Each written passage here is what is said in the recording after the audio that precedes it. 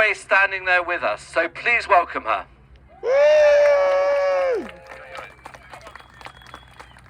Thank you, Bernard. In fact, actually, of course, some politicians don't mind coming forward and talking about some of these issues, but I can't say I have much time for them or agree with almost anything they say.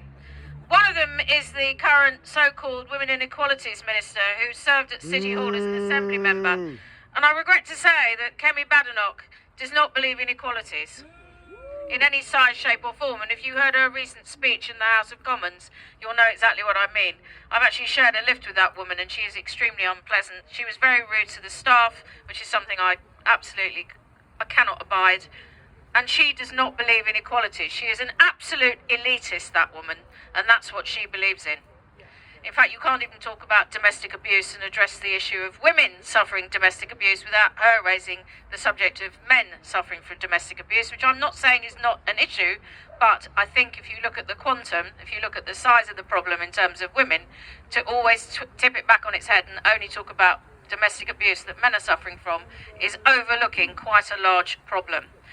And she herself is accompanied in the cabinet by, yes, my favourite person of all time, Priti Patel.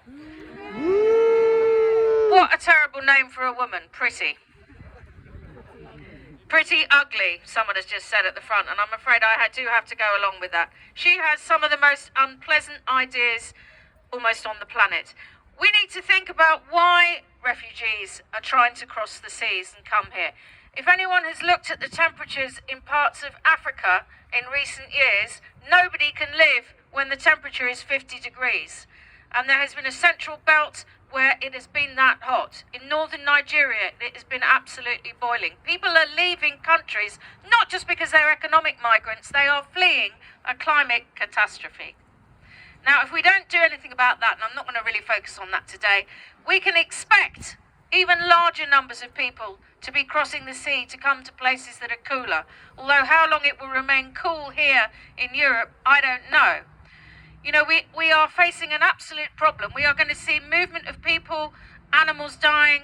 I mean, I have to take my hat off to the work that Extinction Rebellion has done to raise these issues. It's almost beyond comprehension that over 10 years ago, when we had a Labour government, we introduced the Climate Change Act. And we set up, as a government department, the Department for Energy and Climate Change. We can no longer call it climate change. We have to call it a climate emergency. And of course, people cannot live in heat because their crops will fail. Their children will starve. They have no means of living. So of course they cross the sea. And what has our response been? Awful. We imprison people. We're now threatening to put them on ships off the coast. What kind of country are we when we have a government that thinks it's acceptable to say these things? Shame! Shame on them! What kind of country are we when it's a footballer who is leading the charge on feeding children? When we have our own catastrophe going on here because of the pandemic? Shame on them! Shame! Now what can you do locally? Who's leading the charge here? It's been the churches who've been saying refugees welcome. I was proud to welcome Wandsworth welcomes refugees, and also Merton welcomes refugees to City Hall last year. We need to do more. Every single one of you here can write to your local councillor, some of whom will be Labour, some of whom will be Conservative, and write to them and say, how many refugees has Wandsworth welcomed? Where have we housed people? How are we looking after people? In my backyard in Furstown, just over there, and I see a few people here from Furstown, you know, it's been the churches who've been making the arrangements to welcome the refugees. The council should be stepping up. The council could be doing more. How difficult is it for us, a borough that has so much money and so many people, even in the current circumstances where some people are suffering? We are not a borough that has no money.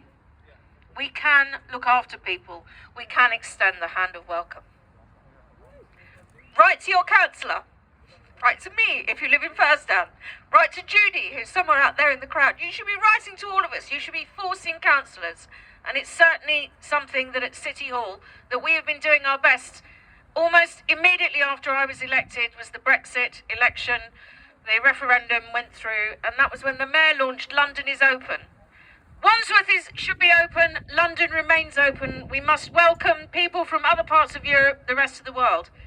Write to your councillors and make sure that Wandsworth plays its part in that. Thank you.